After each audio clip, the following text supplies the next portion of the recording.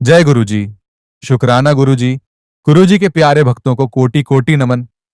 गुरु जी का सत्संग और पावन वचन सुनकर मन शांत हो जाता है। सत्संग के दौरान गुरु जी ने बताया कि वृद्धावस्था में आकर क्यों हो जाता है। इंसान का स्वभाव बच्चों की तरह इन हरकतों को देखकर सामने वाले को आता है क्यों गुस्सा। आओ गुरु जी का सत्संग सुनते हैं। इस सत्संग को पूरा सुनो और इस सत्संग को शेयर जरूर करें। और भक्तजनों को हाथ जोड़कर निवेदन है कि इस चैनल को सब्सक्राइब करें और हर रोज गुरु जी के सत्संग का लाभ उठाएं।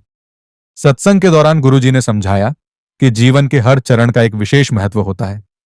जैसे जैसे मनुष्य बचपन से युवा और फिर प्रौढ़ावस्था में प्रवेश करता है, वैसे ही उसकी सोच, भावनाएं और व्यवहार भी परिवर्तित होते रहते हैं। लेकिन एक विचित्र बात यह है कि जब इंसान वृद्धावस्था में पहुंचता है तो उसका स्वभाव अक्सर बच्चों जैसा हो जाता है। गुरुजी ने कहा कि यह केवल एक संयोग नहीं, बल्कि प्रकृति की गहरी योजना है। वृद्धावस्था में व्यक्ति की शारीरिक और मानसिक स्थिति धीरे धीरे कमजोर होने लगती है। जैसे एक बच्चा निर्भर होता है, वैसे ही वृद्ध भी दूसरों पर निर्भर हो जाते हैं। उनका धैर्य कम हो जाता है, जिद बढ़ जाती है, छोटी छोटी बातों पर हट करने लगते हैं और कभी कभी तो तुनकमिजाजी भी आ जाती है। कई बार वे वही सवाल बार बार पूछते हैं, किसी बात को जल्दी भूल जाते हैं या फिर बिना वजह हंसने रोने लगते हैं। यह सब देखकर उनके आसपास के लोगों को चिढ़ होती है और वे झुंझला उठते हैं। लेकिन गुरुजी ने समझाया कि हमें इस स्थिति को समझने की जरूरत है, न कि इस पर गुस्सा करने की। गुरुजी ने बताया कि उम्र बढ़ने के साथ साथ शरीर में कई बदलाव आते हैं जो व्यक्ति के व्यवहार को प्रभावित करते हैं। जैसे पहला, मस्तिष्क की कार्यक्षमता का धीमा होना। जैसे जैसे उम्र बढ़ती है, दिमाग की कोशिकाएं कमजोर होने लगती हैं, याददाश्त कमजोर हो जाती है, निर्णय लेने की क्षमता घट जाती है और व्यक्ति पहले की तुलना में अधिक भावुक हो जाता है। यही कारण है कि वृद्ध कई बार बिना किसी ठोस वजह के उदास हो जाते हैं या फिर बच्चों की तरह प्रसन्नता से भर जाते हैं। दूसरा, शरीर की ऊर्जा का कम होना। युवावस्था में जो ऊर्जा होती है वह वृद्धावस्था में कम हो जाती है। थकान जल्दी महसूस होती है, जिससे चिड़चिड़ापन बढ़ जाता है। यह चिड़चिड़ापन कई बार गुस्से या हठधर्मिता के रूप में सामने आता है। तीसरा, हार्मोनल बदलाव और न्यूरोलॉजिकल परिवर्तन। उम्र के साथ शरीर में कुछ महत्वपूर्ण हार्मोनों का स्तर घटने लगता है, जिससे मूड स्विंग्स, अचानक भावनाओं में बदलाव होते हैं। यही कारण है कि वृद्ध व्यक्ति कभी बहुत खुश तो कभी बहुत उदास दिखते हैं। चौथा, भावनात्मक असुरक्षा और अकेलापन। वृद्धावस्था में सबसे बड़ी समस्या होती है अकेलापन। जैसे जैसे परिवार के सदस्य अपने अपने कामों में व्यस्त हो जाते हैं, बुजुर्गों को लगता है कि उन्हें नजरअंदाज किया जा रहा है।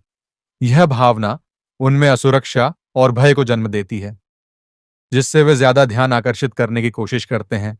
ठीक वैसे ही जैसे छोटे बच्चे माता पिता का ध्यान खींचने के लिए अलग अलग हरकतें करते हैं। पंचवा, बचपन और बुढ़ापा, एक चक्र। गुरुजी ने समझाया कि जीवन का चक्र अजीब होता है। हम जैसे जीवन की शुरुआत करते हैं, वैसे ही अंत में वापस पहुंच जाते हैं। बचपन में भी हम दूसरों पर निर्भर होते हैं और बुढ़ापे में भी। बस अंतर इतना है कि बचपन में हमारी हरकतों को प्यारा समझा जाता है, लेकिन बुढ़ापे में वही हरकतें झुंझलाहट पैदा करती हैं। गुरुजी ने कहा कि जब कोई वृद्ध व्यक्ति बार बार वही बात दोहराता है, छोटी छोटी चीजों के लिए जिद करता है या फिर बच्चों जैसी हरकतें करता है, तो उनके परिवार के सदस्यों को गुस्सा आ जाता है। इसके पीछे कई कारण होते हैं। पहला, समझ की कमी। अधिकतर लोग यह नहीं समझ पाते कि वृद्धावस्था में इस तरह का व्यवहार स्वाभाविक है। वे इसे बुजुर्गों की जिद मानते हैं, जबकि यह उनकी मानसिक और शारीरिक स्थिति का परिणाम होता है। दूसरा, धैर्य की कमी। आजकल की भाग दौड़ भरी जिंदगी में हर किसी के पास समय की कमी है। जब बुजुर्ग बार बार कोई बात दोहराते हैं या छोटी छोटी बातों पर अड़ जाते हैं, तो परिवार के सदस्यों का धैर्य टूट जाता है।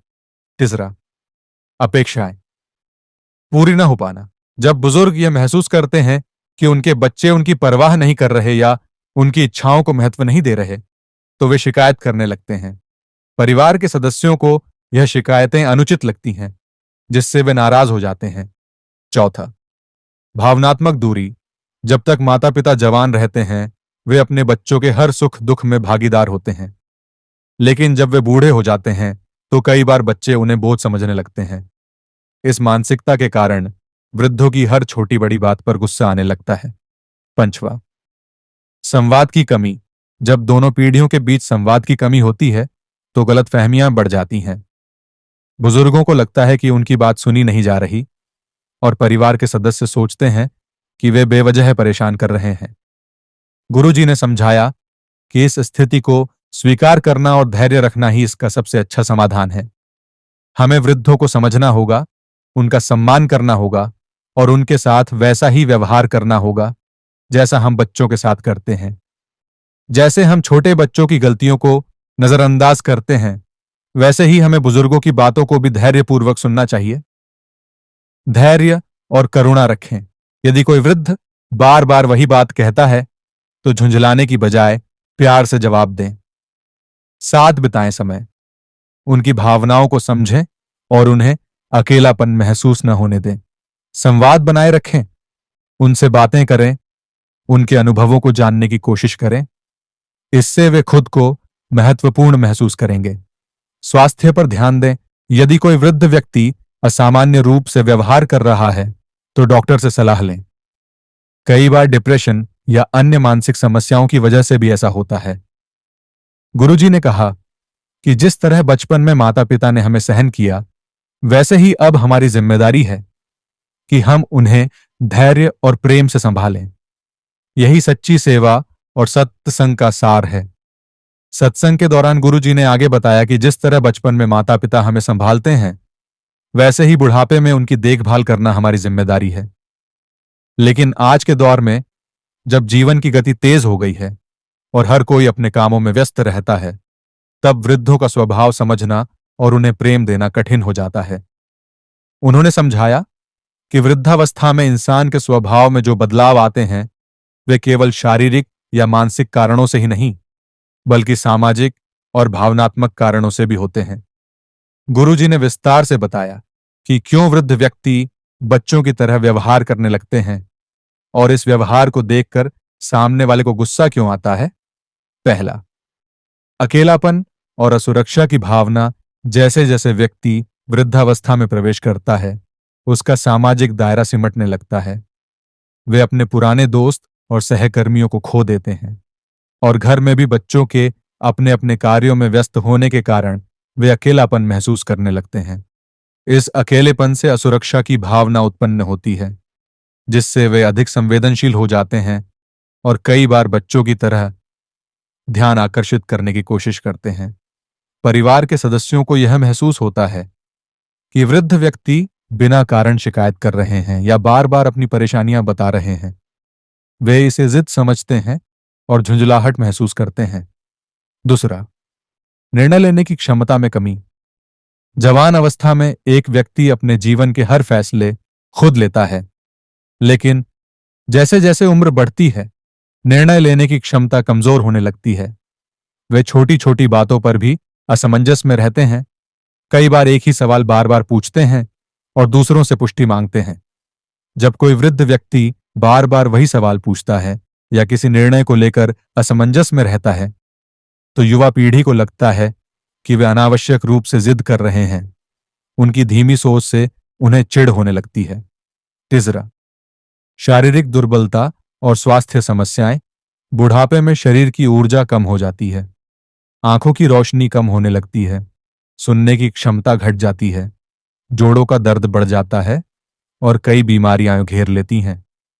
जब व्यक्ति अपने शरीर को पहले की तरह सक्रिय नहीं पाता, तो वह चिड़चिड़ा हो जाता है।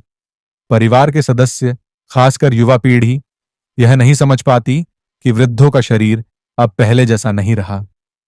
वे चाहते हैं कि वृद्ध भी तेजी से कार्य करें, और जब वे ऐसा नहीं कर पाते, तो उनके धीमेपन से गुस्सा आता है। चौथा, बार बार वही बातें दोहराना। गुरुजी ने बताया कि वृद्ध लोग अक्सर अपनी पुरानी यादों को बार बार सुनाते हैं। वे वही बातें बार बार दोहराते हैं जो वे पहले भी कई बार कह चुके होते हैं। यह इसलिए होता है क्योंकि उनके मस्तिष्क की स्मरण शक्ति कमजोर हो जाती है। परिवार के सदस्यों को यह लगता है कि वे बेवजह दोहराव कर रहे हैं और उनकी बातें महत्वहीन हो गई हैं। यह झुंझलाहट का कारण बनती है। पांचवा, आर्थिक निर्भरता और आत्मसम्मान की कमी। जब तक व्यक्ति आर्थिक रूप से स्वतंत्र रहता है, तब तक वह आत्मनिर्भर होता है। लेकिन जैसे ही वह दूसरों पर निर्भर होने लगता है, उसे लगता है कि उसकी अहमियत कम हो रही है। इससे उसका आत्मसम्मान प्रभावित होता है और वह छोटी छोटी बातों पर अधिक संवेदनशील हो जाता है। युवा पीढ़ी को लगता है कि वे अपने माता पिता या दादा दादी की हर जरूरत का ध्यान रख रहे हैं, फिर भी वे असंतुष्ट क्यों रहते हैं? वे उनकी शिकायतों को अनुचित मानते हैं और इस वजह से गुस्सा आने लगता है। गुरुजी के समाधान धैर्य और प्रेम ही है। उत्तर गुरुजी ने समझाया कि इस समस्या का एकमात्र हल है धैर्य और प्रेम। वृद्धजनों को समझना ही उनका सबसे बड़ा सम्मान है। उन्होंने कहा कि हमें इन बिंदुओं पर ध्यान देना चाहिए। पहला, संवाद बनाए रखें, वृद्धजनों से बातचीत करें, उन्हें यह एहसास कराएं कि वे परिवार का अहम हिस्सा हैं। जब वे अपनी पुरानी बातें दोहराएं, तो उन्हें अनसुना न करें, बल्कि धैर्य से सुनें। दूसरा, छोटी छोटी चीजों में खुशी दें। अगर वे किसी चीज की जिद कर रहे हैं और वह संभव हो तो उनकी इच्छा पूरी करें। कभी कभी उनकी जिद का कारण सिर्फ ध्यान आकर्षित करना होता है। अगर हम उन्हें छोटी छोटी खुशियां दें तो वे अधिक शांत और प्रसन्न रहेंगे। तीसरा, उनको सक्रिय रखें। वृद्ध लोगों के लिए सबसे बड़ा खतरा होता है निष्क्रियता।